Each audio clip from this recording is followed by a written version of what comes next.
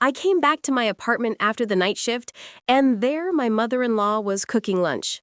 "It's so good you're here. Your things are already by the entrance. Take them, dear. Our daughter and her husband will be arriving soon. They have kids, and they need the apartment more." After those words, nothing could stop her. I pushed the apartment door open with my shoulder, holding a bag of groceries and my work duffel bag with my scrubs inside. The shift had been a beast. 12 hours on my feet. 3 difficult patients, one of whom I nearly had to rush to the ICU. My head throbbed with exhaustion and my legs ached. I only wanted one thing, to reach the couch, kick off those god-awful shoes, and close my eyes, even if just for an hour. But something felt wrong. I froze in the doorway, not immediately grasping what exactly had changed. Then it hit me.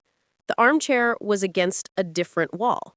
The coffee table had moved closer to the window. The floor lamp that was always in the corner was now next to the bookshelf. Even the rug had been rotated 90 degrees. Someone had been moving things in my absence. On the table lay a note written in a large, unrefined hand. "I made a little change to the furniture. It's cozier this way. You don't have to thank me. Eleanor." I slowly clenched the note in my fist, my jaw tightening with unspoken words. I had bought this apartment 5 years ago. I had saved for it since I was 18, denying myself everything. I worked 2 shifts, took extra weekend work at private clinics, and skimped on clothes and entertainment. Every single cent went into savings. When I finally held the keys in my hand, it was the best day of my life. 3 years ago, I married Darnell Vance. He moved in with me, a quiet, easygoing man who worked as a mid-level manager at a sales company. His salary was average, but I didn't care. I made good money, especially factoring in the night shifts and overtime. I didn't need a provider. I just needed a normal person beside me to share daily life with and perhaps have kids someday. And for the first 6 months, it seemed like that was exactly what I had. Then Eleanor Hayes entered our lives. At first, my mother-in-law visited rarely, maybe once a month for tea, bringing a jar of jelly or a package of cookies. She was polite, though I always felt a tension in her gaze. Eleanor would evaluate the apartment as if calculating what to move, what to toss, and what to add. Over time, the visits became more frequent. Every 2 weeks, then every week. Then she started showing up when I wasn't home. And now the furniture rearrangement. I crumpled the note and tossed it in the trash can. I peeled off my jacket and headed to the bedroom. Darnell was still asleep, sprawled out in bed in boxers and a t-shirt. He worked until 6 in the evening and then stayed glued to his computer playing strategy games until midnight. I lay down next to him without undressing and closed my eyes. Sleep wouldn't come. Thoughts raced in my head about how his mother had gotten in there with keys she shouldn't have had and started moving my furniture around in my apartment. A few hours later, Darnell woke up, stretched, and sleepily kissed my shoulder. "How was the shift?" "Fine." I sat up on the bed, looking at him. "Darnell, where did your mother get the keys to the apartment?" He blinked, not immediately understanding. "What keys?" "The keys to this apartment. She came here while I was gone and moved all the furniture in the living room." Darnell scratched the back of his neck and smiled sheepishly. "Oh, well, I gave her a spare. Just in case." "Just in case of what?" "Well, in case something happens and we're not home, or if you lose your keys." I just stared at him. He avoided my gaze. "She just worries about us. She wants to help." Helping is bringing groceries or cleaning when she's asked, not moving the owner's furniture without their permission. "Owners," Darnell repeated, sounding offended. "I live here too, you know. Yes, you live here, but the apartment is mine." He pressed his lips together, got out of bed, and pulled on his jeans. "You always bring that up. I only bring it up when your mother crosses a boundary." "She just wanted to do something nice." Doing something nice is asking if we need help, not breaking in when I'm gone and rearranging the furniture to her liking. Darnell paced nervously around the room. "Fine, I'll tell her not to do it again, and take back the keys." "Betty, why? She's my mother, not a stranger." The keys, Darnell. He sighed and nodded. Okay, I'll take them. But he didn't take the keys. 2 weeks passed. I deliberately didn't bring up the subject, just watching. Eleanor now appeared twice a week, each time when I was absent. Darnell would mention it casually, as if it were the most natural thing in the world. My mom came by, brought dumplings.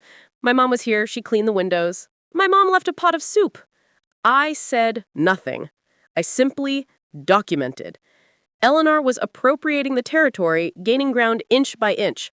A strange shampoo appeared in the bathroom, new pot holders in the kitchen, in the entryway, a pair of size 10 slippers, clearly not Darnell's. And then something happened that finally put me on high alert. I came home from my night shift exhausted on a Wednesday morning, my hands trembling. A patient, a 47-year-old man, had died of a heart attack at the hospital. We tried to revive him, but couldn't. I always took these cases hard, even though I tried not to show it. I changed in the staff lounge, grabbed a vending machine coffee, and sat in a corner alone to collect myself before heading home. Heather, an older nurse who had been at the hospital for 35 years, sat down next to me. She was a seasoned, straightforward woman who could see right through people. "How are you doing?" she asked, pouring tea from a thermos. "I'm fine. It was a heavy night. It happens." Heather was silent for a moment, then said casually, "I hear your mother-in-law is pretty active." I tensed. "How do you know that?" "One of our aides lives in your area. She said her mother-in-law in the lobby. She had the keys to your apartment. She was bragging to her neighbor that her son and daughter-in-law have a nice place." "And?" I asked coolly. Heather looked at me seriously. "She also mentioned that her daughter, Charisse, I think, is looking for a place. Rents are expensive, the landlord raised the price, she has 2 kids, and her husband's paychecks are inconsistent. Eleanor was complaining to everyone that she wants to help but only has a small apartment." Keep your apartment documents far away from prying eyes. Anything can happen. People get inventive when they need to secure housing. I thanked her and went home, but my colleague's words stayed with me like a thorn. I vaguely remembered Charisse. I had seen her a couple of times at family gatherings. A woman in her 40s, with dyed blonde hair and a perpetually dissatisfied look. She worked as a sales clerk, and her husband was a delivery driver, or something similar. 2 preschool-aged children. When I got home, I immediately checked my documents. They were in the safe I kept in my locker at work. The deed, the sales contract, the technical passport, everything was in place. Darnell had never been interested in where I kept the papers, and he didn't have the key to the safe. Reassured, I went inside and went to bed. The next few days passed quietly. Eleanor didn't show up. Darnell acted as he usually did. Worked, came home, ate dinner, played on the computer. I almost convinced myself that it was all over. But one evening, as I was washing the dishes after dinner, Darnell's phone rang in the hallway. He had gone to the bathroom, leaving his smartphone on the couch. I hadn't intended to listen, but Eleanor's voice coming from the speaker was so loud it was impossible not to hear. "Don't worry, it'll all work out. The apartment will be cleared out. I promise you." I froze with a plate in my hands. I wiped my palms, went to the living room, and picked up the phone. "Hello, Eleanor? Good evening." There was a pause. "Oh, Betty, hi. I'm talking to Darnell. I heard what you said about an apartment being cleared out. What are you talking about? Did you tell your daughter an apartment is going to be vacated?" She scoffed. "I wasn't talking about my apartment. I want to do a renovation. That's why I'm discussing it with Charisse. Maybe she can help. You two have a small apartment." "So what? I can call it whatever I want." I didn't argue. I simply put the phone back down, silently. Darnell came out of the bathroom, picked up the smartphone, saw the cowl had disconnected, and looked guilty at me. "Mom called." "Yes." "What did she want?" "Ask her yourself." He didn't, and I definitively understood that something was brewing. Eleanor was weaving a web, and he either didn't know, or worse, was participating. The next day, I got up early, got dressed, and went out. I returned an hour later with a locksmith. He quickly removed the old deadbolts from the front door and installed new, reliable ones with anti-theft and anti-force protection. 3 sets of keys. 1 for me, a spare in my safe at work, and the third for Darnell. When my husband came home from work that evening, he didn't immediately understand what had happened. He tried to unlock the door with the old key, but couldn't. He rang the bell. I opened the door and handed him the new keys. I changed the locks. Darnell's face sagged. Why? Because your mother had a duplicate that you promised to retrieve 2 weeks ago. I forgot. Now it doesn't matter. Your mother is not an emergency contact. If something happens, she'll call us like any normal person. Darnell flushed, went into the bathroom, and threw his bag on the bed. You could have at least told me. Told you so you could make a third duplicate? I turned, my eyes burning with indignation. I don't understand what's happening. She's my mother. She's not a stranger. This is my apartment, and I decide who has the keys here. Your apartment, and I just live here temporarily. I ran a tired hand over my face. Darnell, stop. You know exactly what I mean. I know, he laughed bitterly, that you bought it before the wedding, that I'm nobody here. I didn't say that, but you think it. We had our first serious fight in 3 years. Darnell shouted that I was heartless, that family meant nothing to me, that I was a control freak. I remained silent because I knew it was useless to talk. He only saw his own reason and his mother's. By evening, we had reconciled. Darnell formally apologized. I nodded. He hugged me. I didn't push him away, but something between us was definitively broken. 3 days later, a letter arrived in the mail. I was collecting the mail as usual, advertising flyers, utility bills, the neighborhood newspaper, and an envelope with a law office logo. I opened it right there in the entranceway. Inside was a request for confirmation of a power of attorney for the gratuitous donation, of half of the apartment property located at my address. I read the letter twice, then pulled out my phone and called the law office number listed on the letterhead. Hello? The law offices of Wilson and Bell? How may I help you? Hello, my name is Betty Vance. I received a request for confirmation of a power of attorney to donate an apartment. I did not sign any such power of attorney. The young woman on the other end hesitated. 1 moment, please. I'll check. I heard the rustling of papers, the tapping of a keyboard. Yes, we do indeed have such a request. Miss Eleanor Hayes presented a power of attorney on your behalf to process the donation. I repeat, I have not signed any such power of attorney. Is that clear? In that case, the procedure will be suspended until the circumstances are clarified. You will need to come in person with your driver's license to make a statement. I promised to go the next day and hung up. My hands were shaking. Eleanor had tried to make a donation using falsified documents. She had forged my signature, gone to the law office with a fake power of attorney, and attempted to transfer half the apartment to her daughter. This was no longer just an abuse of authority. It was attempted fraud. I went upstairs, locked the door with all the deadbolts, and sat in the kitchen looking out the window. My mind was racing. What should I do? Report it to the police? Talk to Eleanor directly? Tell Darnell? No, Darnell wouldn't believe it. Or he would believe it but try to justify his mother. He would say she just wanted to help her daughter, that she was confused, that she didn't mean any harm. I decided otherwise. Tomorrow, I would go to the law office, make the attempt official, and declare the power of attorney false. And then I would watch. Clearly, Eleanor wouldn't stop after just one attempt. She would try again, more inventive, more cunning. And I had to be prepared. The next day, I went to the office and filed the complaint. The attorney, an older woman with a perceptive gaze and a clear way of speaking, listened carefully and shook her head. This happens often. Relatives try to register property in their name, taking advantage of the owner's trust or naivety. It's a good thing you found out in time. And what will happen to the person who presented the fake power of attorney?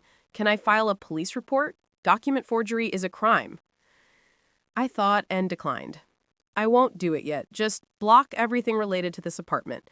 No transactions without my presence. Sensible, the attorney nodded. Returning home, I felt empty. Eleanor had crossed the line. Now it was an undeclared war, but war nonetheless, and I planned to win it. At home, I found Darnell in front of the computer. He was playing another strategy game, clicking enthusiastically. He didn't even turn around when I walked in. Darnell, we need to talk. Uh-huh. Just a minute. I'm finishing this match. I unplugged the power cord. The screen went dark. What are you doing? We need to talk now. He leaned back in the chair with annoyance. Now what? Your mother attempted to donate half of the apartment to your sister using a forged power of attorney in my name. He blinked. What? That must be a mistake. It's no mistake. I was at the attorney's office today. Everything was confirmed. He shook his head. It can't be. Mom wouldn't do something like that. She did it. Maybe she just got confused. I laughed, a harsh, joyless laugh. Confused? She forged my signature, went to an attorney with fake papers, and tried to transfer my apartment to her daughter. And you call that confused? Darnell stood up and paced nervously. I'll talk to her. Don't bother. What do you mean, don't bother? Don't bother. I want to see what she'll do next. Betty, are you serious? Absolutely. Your mother has shown what she's capable of. Now I'll be prepared for any action she takes. You're turning this into some kind of surveillance. I'm protecting my property. Darnell clenched his fists. I see. To you, property is more important than family. My family is you and me, not your mother, not your sister. Us. They are my family, too. Then choose. There was a silence. Darnell looked at me in disbelief. You're making me choose? No. You made that choice yourself when you gave your mother the keys without my knowledge, when you allowed her to boss people around in my apartment, when you closed your eyes to her excesses, and now she's resorting to document forgery. Darnell remained silent, then turned abruptly and left the room. The bedroom door slammed shut. I was left alone in McKitchen. I sat down, resting my hands on the table. Inside, I felt empty and cold. I understood that what was coming could only get worse. Eleanor wouldn't stop. Charisse wouldn't stop. They would pressure, manipulate, and devise new schemes. And Darnell wouldn't be able to resist them. He was too weak, too dependent on his mother, and sooner or later, this all would end in an explosion. I didn't know exactly when it would happen, but I felt it would be very soon.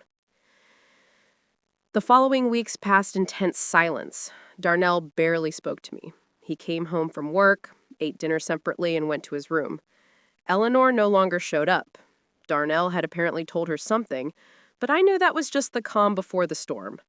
The enemy was retreating to regroup and strike harder, and I was ready to face that blow with all my weapons, though I didn't yet know how cruel it would be.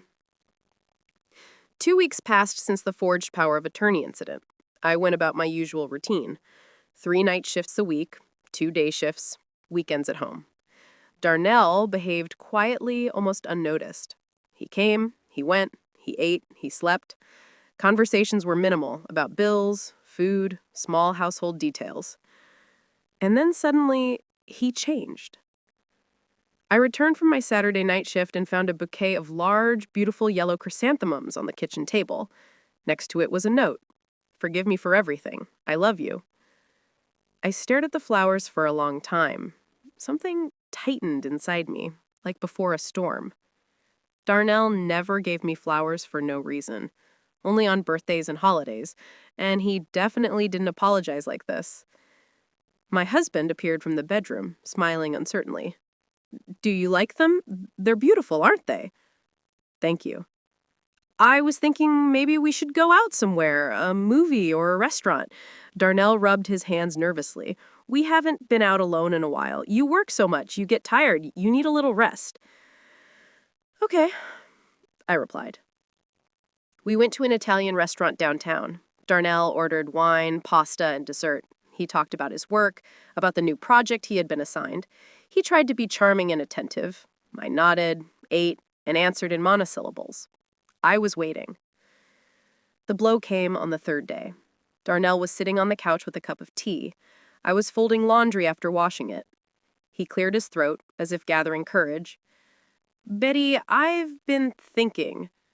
I continued folding the towel without turning. Our two-bedroom apartment is quite spacious, and there's just the two of us, and, well, I thought maybe we could rent one room to a student or a young professional. It would be a decent extra income.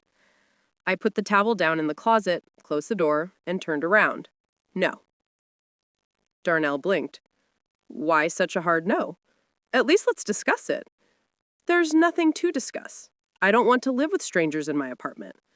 But think about how much money. I don't need that money.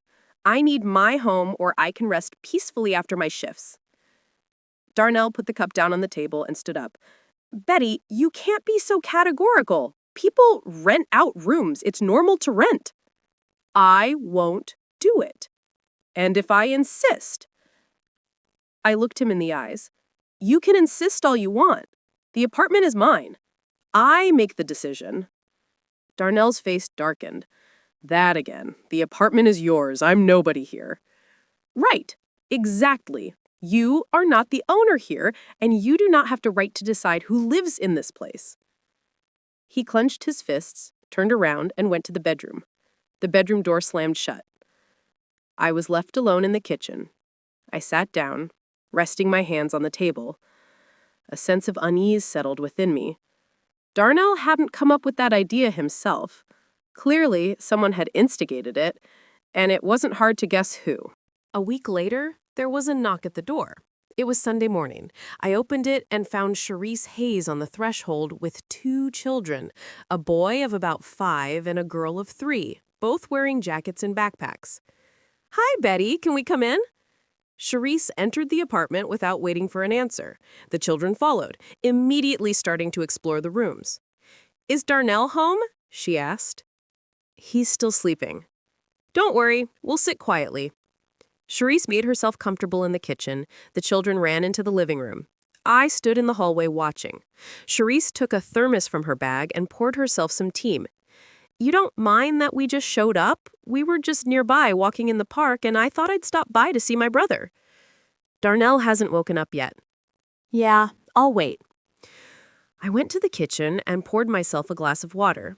Charisse looked at me with a kind of pitying smile. Hey, Betty, I feel so embarrassed about you. Why? Well, about the power of attorney thing.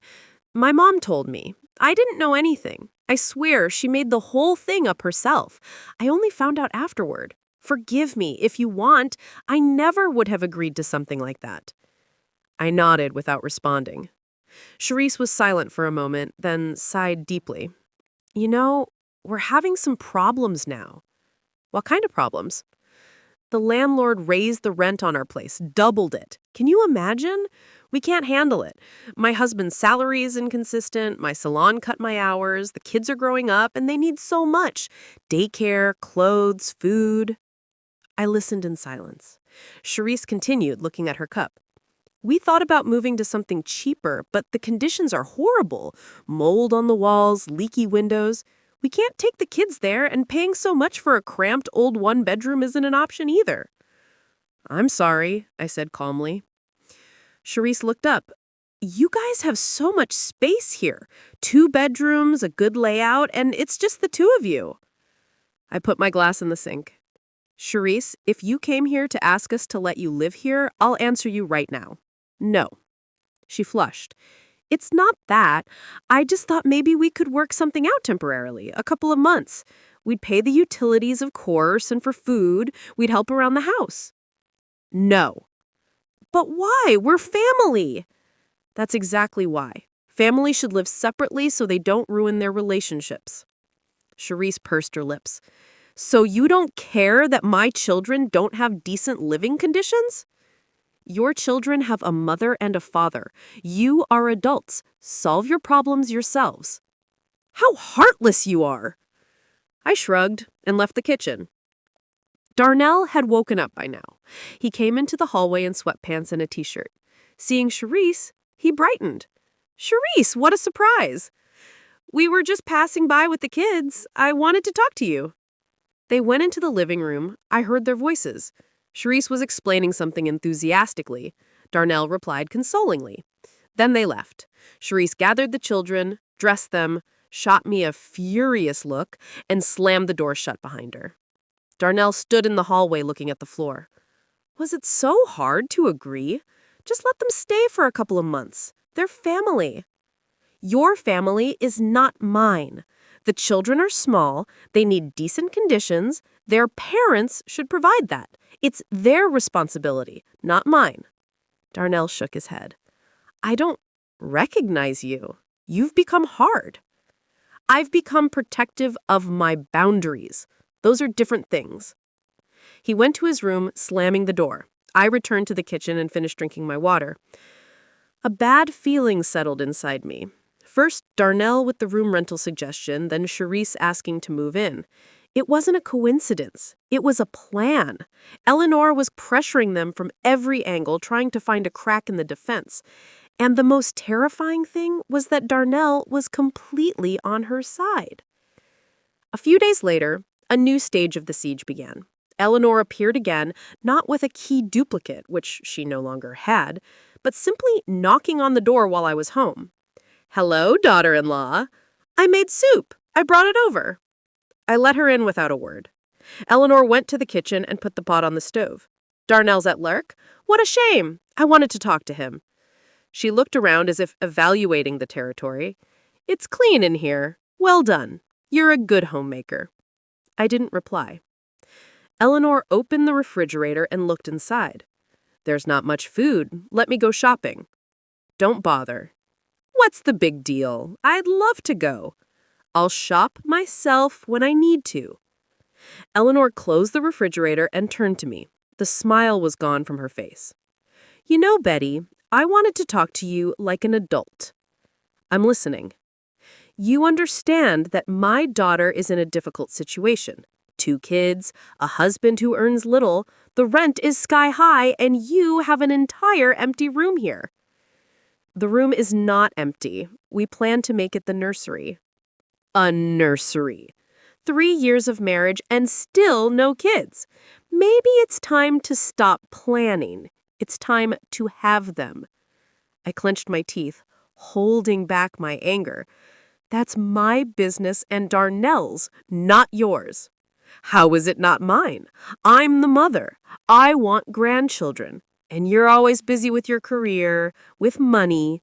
The apartment is yours. The documents are yours. And what about family, Betty? Eleanor, I'm tired. I need to rest before my shift. Would you mind leaving? The mother-in-law didn't move.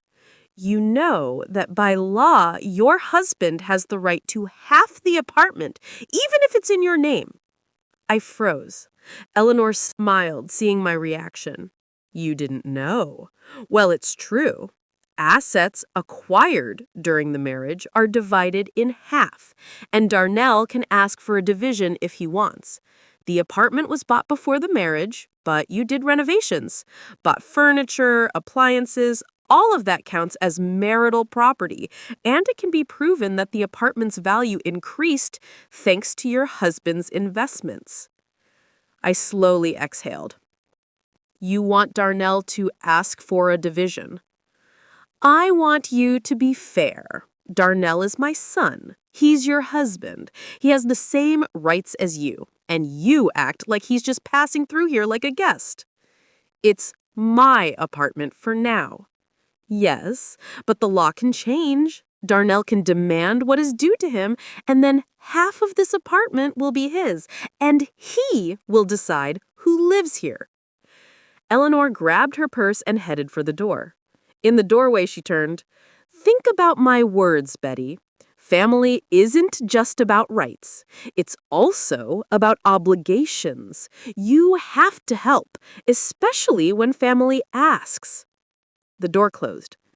I stood in the middle of the kitchen, clenching my fists so tightly that my nails dug into my palms. Eleanor had openly threatened me, insinuating that Darnell could claim half the apartment. And knowing my husband's character, I understood he was capable of it. If his mother pressured him enough, he would go to court. I had to act. The next day, I took a personal day and went to see an attorney. I found one through a friend's recommendation, a family law specialist, a woman in her 50s with an attentive gaze and a clear manner of speaking. After listening to the story, the attorney nodded. The situation is uncomfortable, but not critical. The apartment was acquired before the marriage, and this is documented. Therefore, it is not considered marital property. What if my husband proves he contributed to the renovations? I asked. He can try, but he will need receipts, invoices, proof that he paid for the work or bought the materials. Do you have those documents? I thought for a moment. I don't know. The renovation was 4 years ago, before we got married. Most of the furniture I bought, the appliances too. You see, if he can't prove a significant contribution, the court won't recognize his right to half the apartment.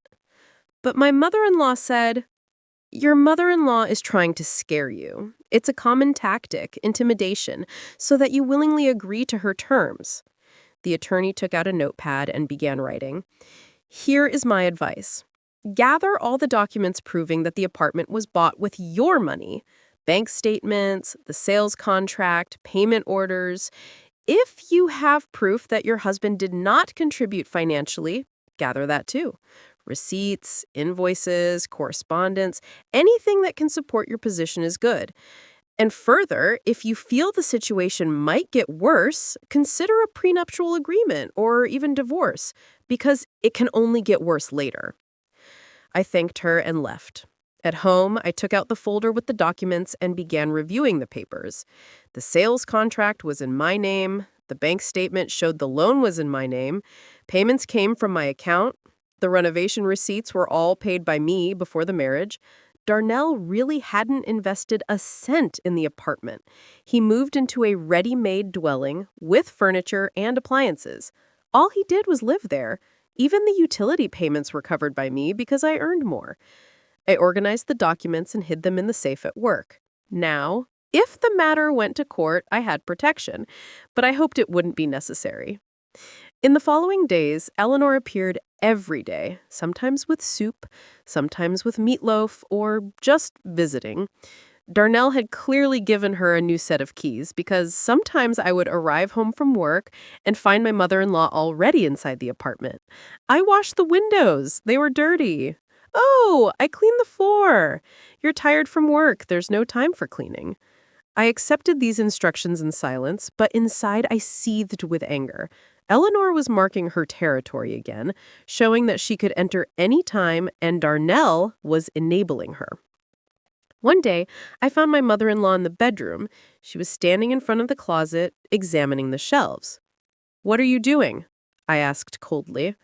Eleanor turned around without showing embarrassment. "I'm checking how you organize your things. You could arrange them more rationally, free up some space." "For what?" I became alert. "Well, if someone moves in, we'll need to make space." I moved closer. "Eleanor, no one is moving in here. I already told you that." "We'll see," the mother-in-law said, walking past me into the hallway, grabbing her purse. "I'll be back tomorrow. I want to clean the bathroom tiles." "Don't bother." "Yes, bother. You don't have time." I walked her to the door, locked all the deadbolts, sat on the couch, and covered my face with my hands. It was unbearable. Eleanor behaved as if the apartment already belonged to her. Darnell didn't object. On the contrary, he facilitated everything. That evening, my husband announced he was leaving on a business trip. 3 days to negotiate with suppliers in New York. "Fine," was all I replied. I wasn't surprised. I had expected it. Darnell was leaving so not to get in his mother's way. That meant Eleanor was planning something serious. On Monday morning, Darnell left, and that evening, the doorbell rang. On the threshold was Eleanor with grocery bags. "I decided to make you dinner. It's boring to be alone." I let her in. The mother-in-law went to the kitchen, started taking out vegetables and meat, moving around, making noise, commenting on every action. I stayed in the living room pretending to watch TV. Eleanor left an hour later, saying she would return tomorrow. And she did return the next day, and the day after that. Each time, she stayed for a long time. She walked through the rooms, examining the place, asking about my schedule, when I was home and when I wasn't. "Do you have night shifts?" "Yes." "How often?" "It depends on the schedule." "And this week, will you have one?" I looked at her intently. "Why do you want to know?" "I'm just curious. It must be hard to work at night, I suppose." "I'm used to it." I did not clarify that I actually had a night shift on Thursday. I let my mother-in-law think I had not revealed her plan.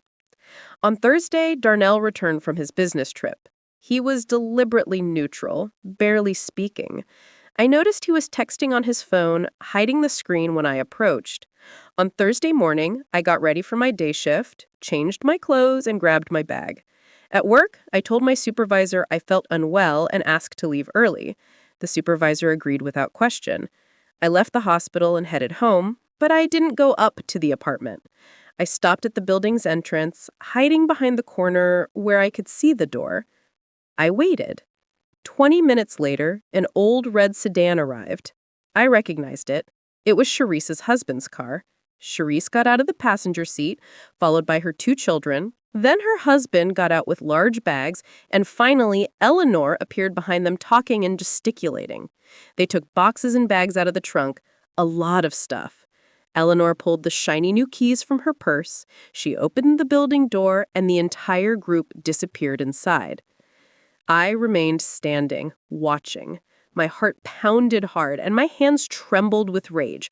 Darnell had made a duplicate key again and given it to his mother.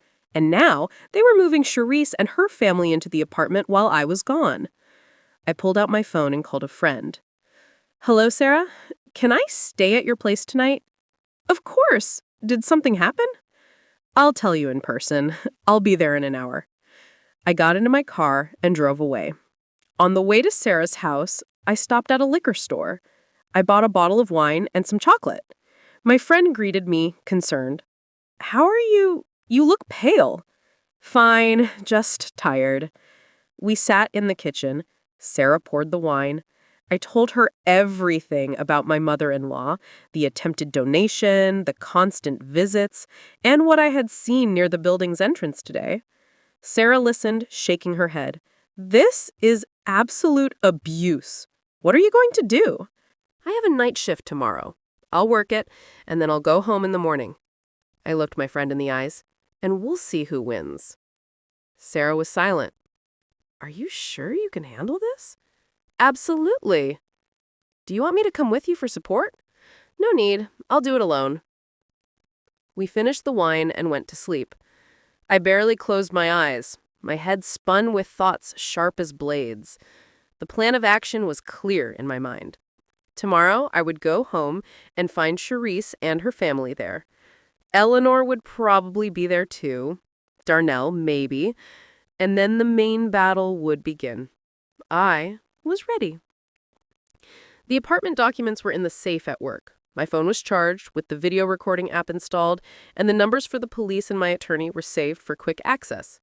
I knew exactly what to do, step by step, without emotion, without hysterics. Cold and calculated. Eleanor had gone too far, and now it was time for consequences. In the morning, I got up early, had coffee with Sarah, thanked her for the hospitality, and left for my shift.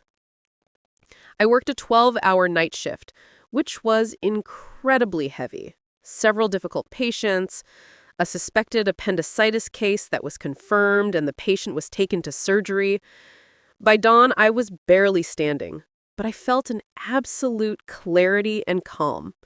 I changed, grabbed my bag, took the folder with the documents from my locker, put it in my bag, got in my car, and headed home. On the way, I stopped at a convenience store. I bought a bag of groceries to maintain the appearance of normalcy. Bread, milk, eggs, vegetables. I parked in front of the building, grabbed the bag in my purse, got out of the car, went up to the porch, and opened the door with the code. The elevator wasn't working, as always, at the most inopportune moment. I had to climb the 5 flights of stairs. With every step, the tension grew inside me. My heart beat steadily. My hands weren't shaking. My thoughts were clear. I knew what I would see upstairs. I knew what I would say. I knew what I would do. I reached the 5th floor and stopped. Near the wall, in front of my door, were boxes and bags. Many of them, neatly stacked, tied with tape and ropes. I recognized my belongings. Clothes, shoes, books, cosmetics, even framed photos were on top of one of the boxes. They had been evicted. Me. From my own home. I set the bag of groceries on the floor, slowly pulled the phone from my pocket, checked the battery, 92%. I turned on the camera, set it to video recording mode, pressed the red button. I approached the door, inserted the key into the lock, and turned. The lock clicked. The key worked, which meant they hadn't had time to change the lock, or it hadn't occurred to them. I pushed the door open and entered. The apartment smelled of fried onions and something sweet, like cheap air freshener. In the kitchen, Eleanor, wearing a colorful apron, was stirring something in a pot on the stove. Her hair was tied back under a scarf, and she wore the satisfied expression of a homeowner settling into her nest. Voices and children's laughter came from the rooms. Footsteps, the sound of furniture being moved. Charisse was talking to her husband, who replied in a deep, rumbling voice. Eleanor turned, hearing my footsteps, saw me in the doorway, and smiled broadly. It was a smile of pure, unadulterated triumph. "Oh, Betty, it's so good you're here. Your things are already by the entrance. Take them, dear. Our daughter and her husband will be arriving soon. They have kids, and they need the apartment more." I slowly dropped my duffel bag on the floor, not taking my eyes off my mother-in-law. Eleanor held a ladle in her hand. She was smiling, waiting for a reaction, waiting for tears, screams, hysterics. She got none of it. After those words, nothing could stop her. I raised my phone and pointed the camera directly at Eleanor's smug face. Today is November 19th. The time is 8:59 a.m. I, Betty Vance, am in my apartment. There are unauthorized persons in the apartment who refuse to leave. Eleanor lowered the ladle. The smile vanished from her face, replaced with confusion, then indignation. "What are you doing?" "Recording a crime," I said flatly, panning the camera slowly to take in the kitchen, the evidence of her occupation. "What crime? This is my son's apartment."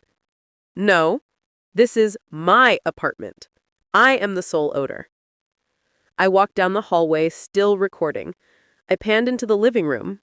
There, Charisse and her husband were arranging children's items. Toys on the floor, clothes on the couch, a stroller in the corner. The children, a boy and a girl, were sitting on the rug putting together a building set. Charisse jumped up from the couch. "What are you doing?" "Recording a video to present to the police." "What police? Betty, are you crazy?" I ignored the question and entered the bedroom. Darnell was lying on the bed in sweatpants and a t-shirt, engrossed in his phone. Seeing me with the camera, he went pale. Recorded in the bedroom is Darnell Vance, my husband, who is not the owner of this property. "Betty, let's talk calmly," he stammered, sitting up. I returned to the hallway. Eleanor blocked my path. Her face was now distorted with rage. "Turn that off right now. You are not my mother-in-law. You are a person who has illegally entered my apartment." I kept the camera trained on her. "You have 10 minutes to voluntarily vacate the premises. The countdown starts now." Eleanor lunged, trying to snatch the phone. I backed away, raising the camera higher. "Recorded." Eleanor Hayes is attempting to prevent the recording and use physical force.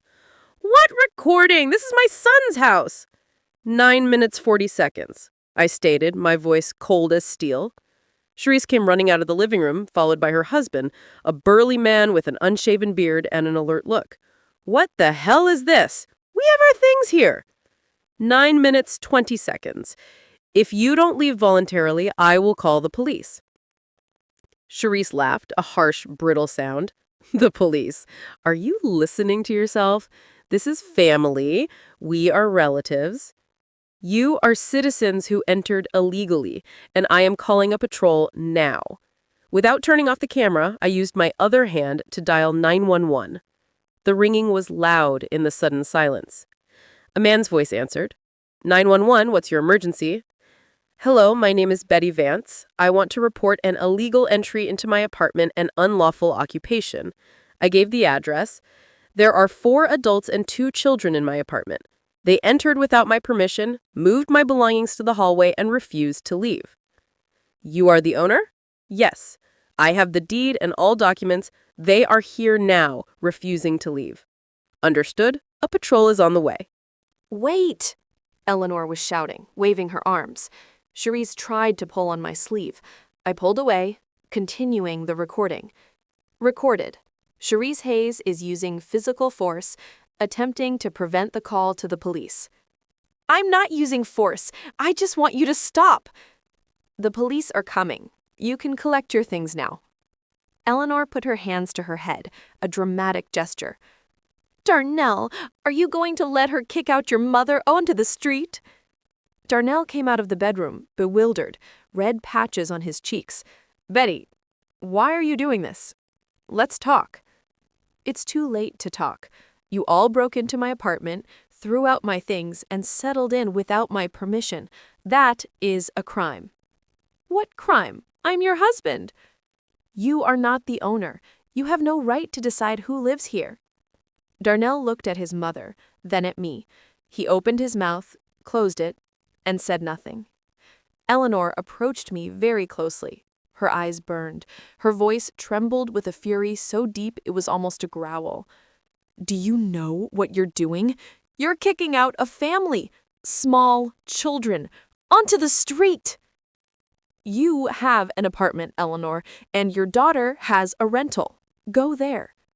You are heartless. I am defending my property. The mother-in-law raised her hand as if to strike me. I didn't flinch. I just raised the phone higher, zooming in on her furious face. Recorded. Threat of physical violence by Eleanor Hayes. Eleanor lowered her hand, turned around, went to the kitchen, turned off the stove with a violent click, took off the apron, and threw it on the table. We'll see how you sing when Darnell sues for the division of assets. Half of this apartment belongs to him by right. The apartment was bought before the marriage. Your son didn't put a cent into it. All the documents are with me. Any attempt is useless. We'll see. Eleanor grabbed her purse and stormed into the hallway. Charisse was standing in the middle of the living room, hugging herself. Her husband was collecting the children's belongings, shoving them roughly into bags. The children looked at the adults with frightened, wide eyes. Mommy, what's happening? The little girl whimpered. We leave, Eleanor hissed. Let this viper live here alone. They began to gather their things in a frantic, angry scramble. I stood in the hallway, recording everything with the camera. Darnell approached me, tried to take my hand. Betty, stop. This is crazy. Let go of my hand. I didn't want it to end this way. Your mother decided how it would end when she packed my life into boxes. You helped her. And now you're surprised I called the police? He backed away, the guilt and shame finally breaking through his defiance. I thought we could reach an agreement. Temporarily, we would let Charisse stay, she'd find a better job, save up, and move out. You thought. And you didn't think it was necessary to consult with me? You wouldn't have agreed. Correct, because this is my apartment, and only I decide who lives here. Eleanor came out of the living room with a bag and a box, shooting me a look full of such pure hatred it was almost impressive. You'll regret this. You'll regret this day. Maybe, I said, not lowering the camera. But not today. A firm knock rattled the door. I opened it. On the threshold stood 2 police officers, a man and a woman in uniform, their faces professionally neutral. Good morning. We received a call about a trespassing issue. Yes, come in. I let them into the apartment. The officers looked around the hallway, noticed the people with their belongings, the crying children. What's the problem? I took the folder with the documents from my purse. I am the owner of this apartment. Here is the deed, the sales contract, the technical passport. These people entered without my permission, moved my things to the hallway, and refused to leave. The officer took the documents and reviewed them carefully. You are the sole owner? Yes. And who are these people? My mother-in-law, her daughter with her family, and my husband. The officer looked at Eleanor. Do you have documents confirming your right to live here? Eleanor straightened up, putting on her most indignant face. What documents? This is my son's apartment. Does your son have ownership rights? No, but... He's my husband. He lives here. Eleanor sputtered, pointing at Darnell. The officer turned to Darnell. Are you on the lease or the deed? Are you an owner or co-owner? No, Darnell mumbled, looking at the floor. Then you also do not have the right to remain here against the owner's will. Eleanor gasped. How can that be? He's my husband. That does not give him automatic right to the apartment if it is in his wife's name and was purchased before the marriage. The officer returned the documents to me. Everything is in order. You have the right to demand that these people leave. She addressed the group. Folks, you need to gather your things and leave voluntarily. Otherwise, we'll have to write a report for trespassing and you could be arrested. Eleanor put her hand to her chest and sagged against the wall. I feel ill. The stress. The male officer, unfazed, pulled out his radio. Do you need an ambulance, ma'am? Eleanor quickly stood straight up. No need. I'm fine. Charisse took the children by the hand, her face blotchy with tears and rage. Her husband hefted the last of the boxes. They filed out into the hallway and began their defeated descent down the stairs. Eleanor followed them, pausing at the top step to throw one last venomous glance over her shoulder. Then she was gone. Darnell stood in the hallway. The female officer looked at him. Sir, are you leaving too? Darnell looked at me, a final wordless plea in his eyes. There was nothing left in mine. Nothing but weary finality. Leave, Darnell. Take your things and go with your mother. You can't do this. I was your husband. We can't talk about everything now. There's nothing to discuss. You chose your mother. Live with her. The officer coughed politely. Sir, I advise you to comply. Your wife has every right to demand your departure. Darnell stood for another long moment, a statue of shame and defeat. Then he turned and went to the bedroom. He returned a few minutes later with a gym bag into which he had hastily stuffed some clothes. He walked past me without looking at me, his shoulders slumped. The door closed softly behind him. The officers looked at me. Do you need a formal report filed? Yes. I want to file a complaint about illegal entry and attempted unlawful occupation. Good. We'll write it up at the station. You can come down today, bring the video and these documents. I'll come after I rest a little. Understood. Here's my card. Call when you can come. She handed me a business card. The officers left. I locked the door. I slid the deadbolt. I latched the chain, and then I leaned against the solid wood, my back to it, and slid down to the floor. For the first time in months, absolute, profound silence. It wasn't empty. It was full. It was the sound of my own space, returned to me. I don't know how long I sat there. Finally, I got up. I walked through the apartment. In the kitchen, the half-cooked soup in the pot had cooled into a greasy film. On the table, vegetable scraps and dirty knives. In the living room, children's toys were scattered like landmines. The couch cushion was wrinkled from where Charisse had been sitting. In the bedroom, the bed was unmade, and a few of Darnell's clothes still littered the floor where he'd missed them. I didn't clean. Not then. I went to the bathroom, turned on the shower as hot as it would go, undressed, and stepped under the scalding stream. The water washed over me, and I let it. It washed away the exhaustion, the tension, the residual anger, the ghostly feeling of their invasion.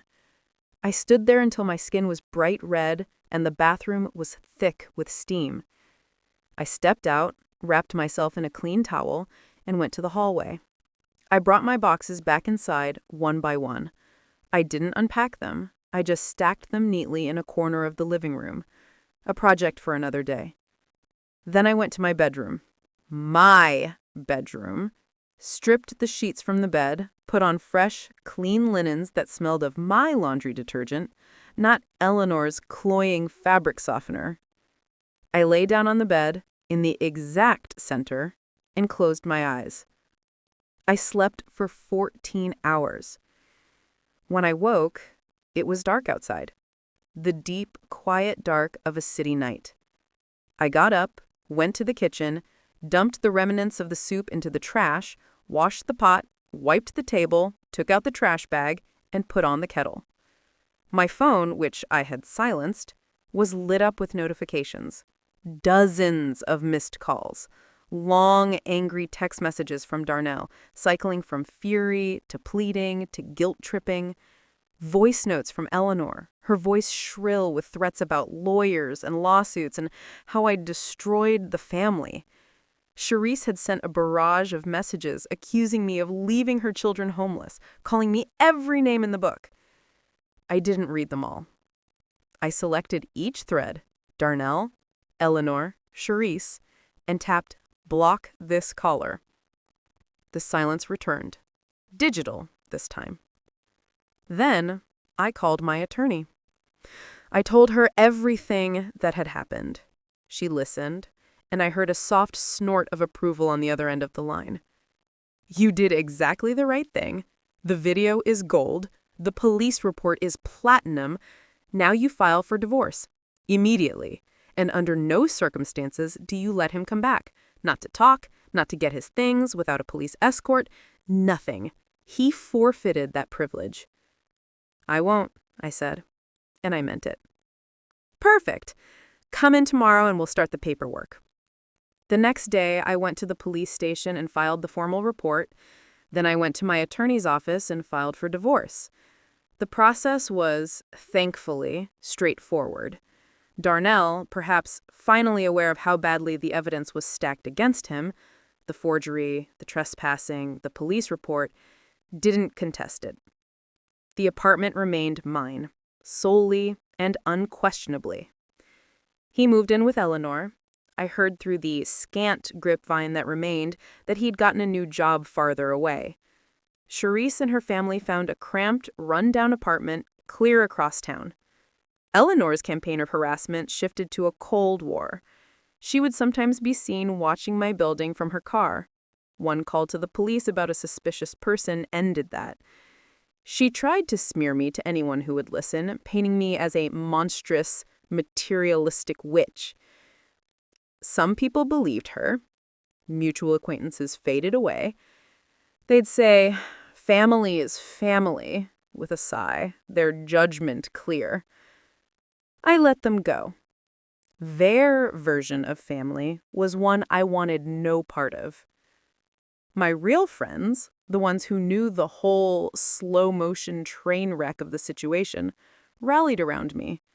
Sarah was my rock. My colleagues at the hospital, who had seen me come in drained and defeated for months, were overwhelmingly supportive. They knew the value of a sanctuary, of a place to rest after holding death at bay for 12 hours. Life stabilized. Work, home, occasional dinners with friends. Quiet, calm, peaceful, solitary. It is a strange thing to reclaim a space. For weeks, I would walk into a room and half expect to see something out of place, to smell a foreign smell. But slowly the apartment seeped back into my bones. It became mine again. Truly mine.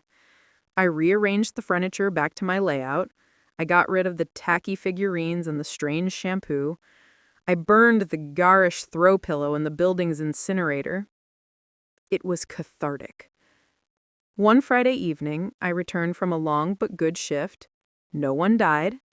I helped bring a new life into the world. There was a feeling of fragile peace in my heart. I opened the door with my key, the one no one else could copy, and entered the apartment. Silence, cleanliness, order. I took off my jacket and hung it up. I kicked off my shoes and felt the cool wood floor under my socks. I went to the kitchen, put on the kettle, took my favorite mug, the one with the chipped handle that Darnell always hated, and sat by the window. Outside, the city was a tapestry of evening lights. Windows in other buildings glowed yellow and white. Street lights cast pools of orange on the sidewalks. A few cars whispered past. It was cold. November was giving way to December, and a winter sky, clear and hard, was dusted with early stars. I sipped my tea. I was tired, the big kind of tired. I was sleepy, but I didn't want to move just yet. It was fine just sitting there, alone, in the silence. Sometimes in moments like these, thoughts would arise. What if I had been wrong? What if I could have been more diplomatic, more generous?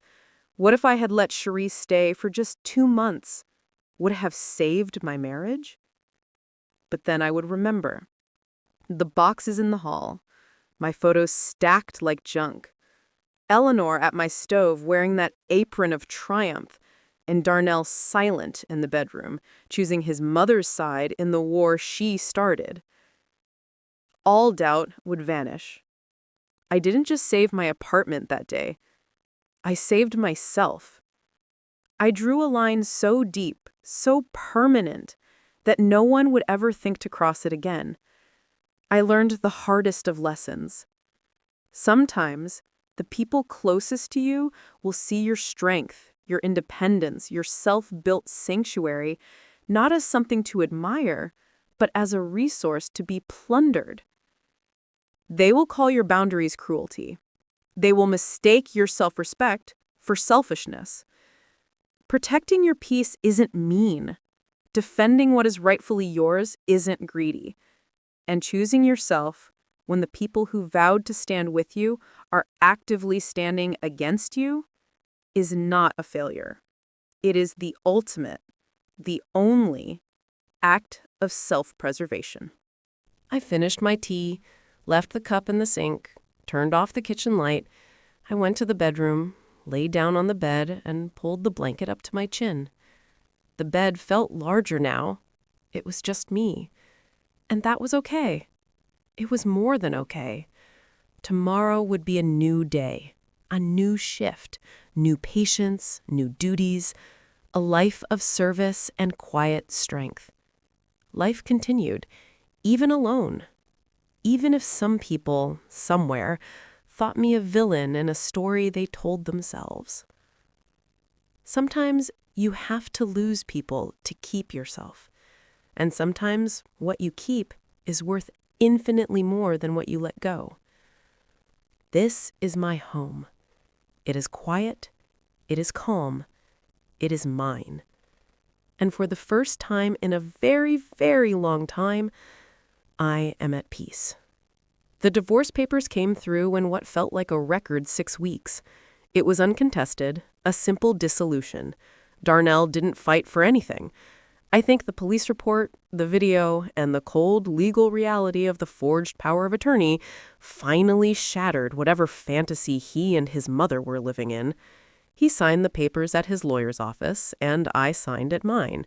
There was no meeting, no final conversation, just a notification in the mail. And then it was done. A 3-year chapter of my life closed with a bureaucratic stamp. The first night I was officially, legally single again, I did something I hadn't done in years. I ordered an extravagant amount of sushi, put on a movie that was pure, silly nonsense, and ate on the couch without a plate. Just the takeout containers. It was a small, ridiculous rebellion, a celebration of no one else's preferences, no one else's judgment. The silence in the apartment evolved. It wasn't just an absence of noise anymore. It became a presence, a comforting one. I filled it with things I loved. I swapped out the generic landscape prints for bold, modern art I bought at a local gallery. I bought a ridiculously expensive, incredibly soft blanket and kept it on the couch. I played my music, loud sometimes, without headphones. Work was my anchor. The brutal, beautiful chaos of the ER kept me grounded. Heather, the older nurse, would give me a knowing nod sometimes. She never asked for details, but her eyes said, "I'm glad you're okay." My patients didn't know my story, and I preferred it that way. To them, I was just Nurse Betty, calm and capable. It was a good identity to wear. A few months into my new solitude, I came home to find a single envelope mixed in with the bills. It was from Darnell's mother's address, but the handwriting was his. My stomach tightened, a Pavlovian response to that script. I almost threw it away unopened. But curiosity, or maybe a need for finality, won out. It wasn't a long letter. "Betty, I'm not writing this because Mom told me to. She doesn't know. I'm writing because I can't stop thinking about how it all ended and, more importantly, how it all began. I was wrong. I was weak. I told myself I was keeping the peace, but I was just afraid of her. I've always been afraid of her disappointment. I thought if I just gave her little things, a key, a visit, some space in the cupboard, she'd be happy and leave us alone. I didn't see it as a war. I saw it as managing a difficult person. I didn't see that every little thing I gave her was a piece of you, of us, that I was handing over. By the time she was talking about Charisse moving in, it didn't even seem that crazy to me anymore. It felt like the next logical step in helping family. I was so deep in it, I couldn't see the line anymore. You were right to draw it. You were right about everything. I'm living with her now, and it's suffocating. Charisse and the kids are over constantly. It's chaos. It's her kingdom, and I'm just a subject. I see now what you were fighting against. I see the cost of not fighting. I don't expect a reply. I don't deserve one. I just needed you to know that I know. I'm sorry. For all of it. Darnell. I read it twice. There was no anger left in me for him, just a dull, sad pity. He was a man who only understood the value of a wall after he helped tear it down. The apology was for him, not for me, a necessary step in his own miserable reckoning. I folded the letter, put it back in the envelope, and placed it in the bottom of a filing cabinet with my old tax returns. An artifact, not a catalyst for anything new. Life moved forward in a gentle rhythm. I adopted a cat from the shelter, a grumpy old tomcat with one ear who wanted nothing more than to sleep in a sunbeam and be left alone. We understood each other perfectly. I called him Wallace. A year passed, then another. The sharp edges of the memory softened.